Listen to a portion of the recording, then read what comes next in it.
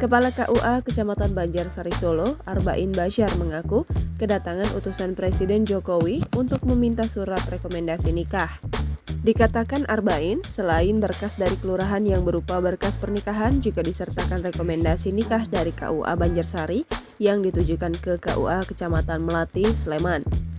Sehingga dipastikan pelaksanaan akad nikah dilakukan di tempat mempelai wanita. Persiapan menjelang pernikahan Kaisang itu juga semakin terlihat. Salah satunya pengaspalan jalan di sekitar kediaman Erina. Pengaspalan dilakukan di depan kediaman Erina Gudono di Jalan Lombok, Purwosari, Desa Sinduwadi, Kecamatan Melati, Sleman.